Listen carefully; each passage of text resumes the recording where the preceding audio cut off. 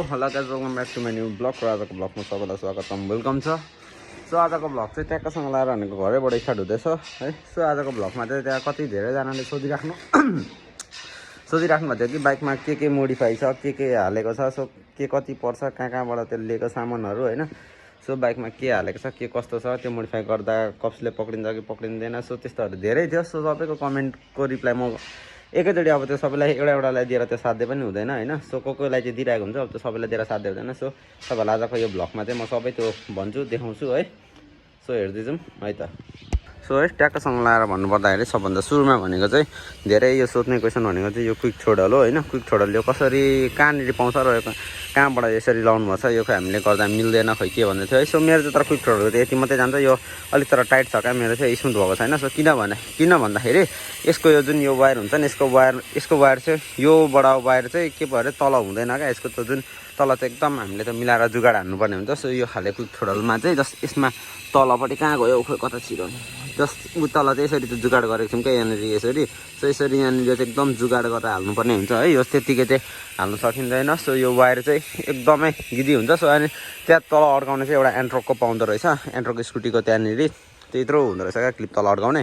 So त्यो add गरेर यहाँनिर हल्का मिलाएर हाल्नुपर्ने हुन्छ है। सो यो क्विक थ्रोटल र अर्को क्विक थ्रोटलको पर्फर्मेन्सको कुरा गर्दाखेरि चाहिँ जस्ट दुइटै उस्तै हो। त्यो अर्को चाहिँ अलिक स्मुथ हुन्थ्यो, अलिक राम्ररी बस्थ्यो र अलिक स्मुथ हुन्थ्यो। यो चाहिँ अलिक राम्ररी बस्दैन र अलिक स्मुथ, त्यस्तो साह्रो स्मुथ छैन है। सो मलाई चाहिँ त्यस्तो लाग्छ। जस्तो अर्को चाहिँ अलिक स्मुथ थियो, यो चाहिँ अलिक टाइट छ। तर हुनु चाहिँ क्विक थ्रोटलको दुइटै उस्तै नै काम हो है। सो अनि अर्को भनेको ब्रेम्बो छ, ब्रेम्बो हालेको छ यहाँनिर चाहिँ। सो ब्रेम्बोको दुइटा सेडै हो है। सो ब्रेम्बोलाई चाहिँ तपाईँहरूलाई किन्नु पर्यो भने चाहिँ 4000 समथिङ 4000 जस्तो पर्छ। 4000मा तपाईँलाई दुइटै सेटै आउँछ। सो यसको यो टोक्री सहित आउँछ होइन। यसको चाहिँ यो अगाडिको ब्रेकको हो, त्यही हो। ब्रेम्बो लाउँदाखेरि चाहिँ जस्ट लुक्स चाहिँ आउँछ सुरुमा भन्दा पनि जस्ट लुक्स चाहिँ आउँछ। पर्फर्मेन्स भनेको लगभग उस्तै हो, अलिक ओरिजिनल अझै राम्रो हुन्छ होला। जस्ट त्यस्तो केही फरक पर्दैन होइन, जस्ट हल्का त पर्छ कि। सो त्यही हो, तपाईँलाई यसको ब्रेम्बोको एराउन्ड चाहिँ लगभग तपाईँलाई 4000 जस्तो पर्छ है। अर्को भनेको यो क्विक थ्रोटल भयो। यो क्विक थ्रोटलको चाहिँ तपाईँलाई मार्केट प्राइस अहिले सो हामीले किन्दाखेरि चाहिँ 1800मा किनेको थियौँ। अब अहिले भनेको खोइ त्यस्तै 1500 कतिमा दिइरहेको रहेछ यो क्विक थ्रोटल छ। सो तर क्विक थ्रोटल लाउँदा चाहिँ एकदम जुगाड गर्नुपर्ने हुँदो रहेछ। यसको चाहिँ तलको पाउँदैन रहेछ, तलको त्यो के जुगाड गर्नुपर्ने हुँदो रहेछ होइन। सो क्विक थ्रोटल छ। अनि अरू भनेको यहाँनिर यो फोन होल्डर छ। फोन होल्डरको चाहिँ यहाँनिर आवाज धेरै आउँछ क्या, यहाँको त्यो रबर हराएर। सो यहाँनिर एउटा रबर अहिले अर्कै खाले रबरले गरिरहेको छ, नत्र यहाँ ट्युबको हुन्छ क्या, त्यसले चाहिँ गर्दाखेरि चाहिँ यो आवाज हावालमा कुदाउँदाखेरि दामी साउन्ड आउँछ। दामी भन्नाले एकदम घटिया साउन्ड आउँछ।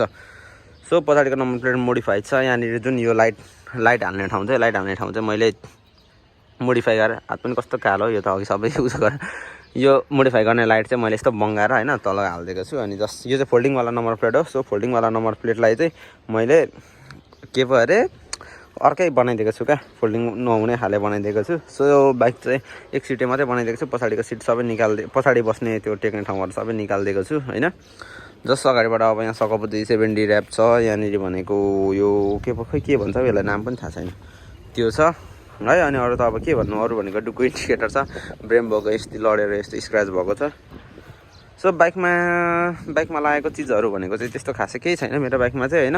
जस्ट सबभन्दा लागेको भनेको एउटा यो क्विक थ्रोटल भएको, यो डोमिनोको क्विक थ्रोटल, अर्को भनेको ब्रेम्बो, अर्को भनेको फोन होल्डर, अर्को भनेको डुक इन्डिकेटर, अनि अरू त के छ र अरू त्यो ब्याक नम्बर प्लेट है। सो खासै त्यस्तो केही मोडिफाई छैन अहिले चाहिँ, खासै केही मोडिफाई छैन भन्दा पनि जस्तो एक्जस्टहरू चाहिँ छैन। सो ऐनाहरू सबै निकालिदिएको छ होइन, डबल व्हिल कभर लगाएको छ। सो एक्जस्ट चाहिँ मैले हिजो भर्खर निकालिदिइसकेँ भनेको छ। बाइकमा चाहिँ त्यो नयाँ ग्राफिक्स छ, नयाँ ग्राफिक्स त के भन्नु। सो नयाँ स्टिकरहरू छ, यतिकै एड हानेको, यो चाहिँ हामीले आफै हानेको होइन। त्यहाँनिर हाम्रो केटाहरू मिलेर आफै हानेको हामीले चाहिँ त्यहाँनिर।